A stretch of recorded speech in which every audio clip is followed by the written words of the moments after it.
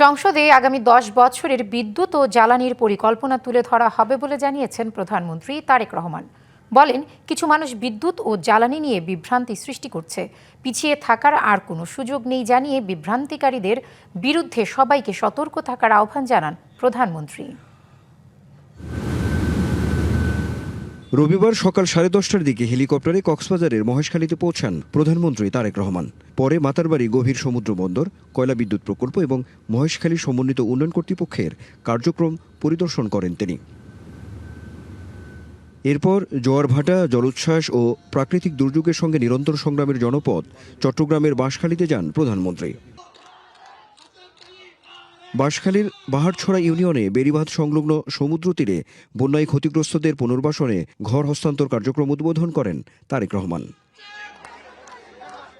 এ সময় প্রধানমন্ত্রী তার সরকারের বিভিন্ন দায়িত্বের কথা তুলে ধরেন। বলেন, চলতি অর্থবছরেই 41 লাখ মায়ের হাতে ফ্যামিলি কার্ড দেয়া হবে। চায়নাকে আমরা একটি বিরাট বড় জায়গা দিয়েছি। এই যে চায়না থেকে আমি ঘুরে আসলাম, তাদের সাথে আমি কথা বলেছি। সেখানে তারা কয়েক শত মিল কারখানা তৈরি করবে এবং এই মিল কারখানাগুলোতে সমগ্র চট্টগ্রামের মানুষ ইনশাআল্লাহ সেখানে কাজ করার সুযোগ পাবে।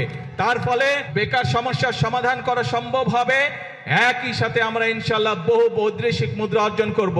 যেই বৈদেশিক মুদ্রা অর্জন করার মাধ্যমে আমরা এই দেশের অর্থনীতি শক্তিশালী করব। নগদ নিয়ে এলো হার না মানা হার অফার। সর্বনিম্ন 10,000 টাকা রেমিটেন্স নগদে পাঠালে থাকছে স্বর্ণের হার জেতার সুযোগ। দেশে শান্তি শৃঙ্খলা জরুরি উল্লেখ করে বিশৃঙ্খলাকারীদের বিষয়ে সতর্ক থাকার আহ্বান জানান তারেক রহমান। বিভ্রান্তকারীরা যদি বিভ্রান্ত করার সুযোগ পায়, ক্ষতিগ্রস্ত হবে জনগণ। বিভ্রান্তকারী যারা, তারা তো নিজেদের মতন করে চলে যাবে। বাংলাদেশের মানুষ আর বিভ্রান্ত হবে না বিভ্রান্তকারীদের কোন রকম প্ররোচনায়। বাংলাদেশের মানুষ এখন সামনের দিকে যাবে। বিদ্যুৎ ও জ্বালানি খাতে দীর্ঘ পরিকল্পনার কথাও জানান সরকার প্রধান। বিগত স্বৈরাচার আমলে এই দেশের জ্বালানি বা বিদ্যুৎ খাতকে কয়েকটি গুটি সংখ্যক ব্যক্তির হাতে তুলে দেওয়া হয়েছিল। তাদের স্বার্থ হাসিলের জন্য বিভিন্ন পরিকল্পনা গ্রহণ করা হয়েছিল, যা এই দেশের মানুষের পক্ষে নয়। আগামী 10 বছর আমাদের জ্বালানি পরিকল্পনা কি হবে, আগামী 10 বছর ইনশাআল্লাহ বাংলাদেশের বিদ্যুৎ ব্যবস্থা কি হবে, সেই প্রস্তাবনা আমরা জাতীয় সংসদে উপস্থাপন করব। পিছিয়ে থাকার কোনো সুযোগ নেই জানিয়ে এই অঞ্চলে উন্নয়নের নানা দিক তুলে ধরেন প্রধানমন্ত্রী।